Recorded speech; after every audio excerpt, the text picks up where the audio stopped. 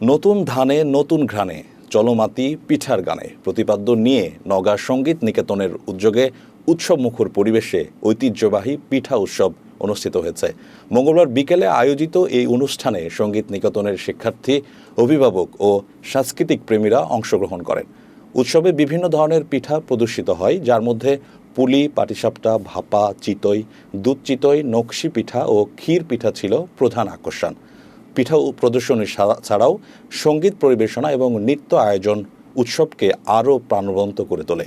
অনুষ্ঠানে অতিথিদের মধ্যে ছিলেন নওগাঁ সরকারি কলেজের সহযোগী অধ্যাপক মোখলেসুর রহমান, বাংলাদেশ মানবাধিকার কমিশন নওগাঁ জেলা শাখার সাধারণ সম্পাদক চন্দন দেব এবং রানীনগর উপজেলার সিনিয়র মৎস্য অফিসার পলাশ চন্দ্র দেবনাথ।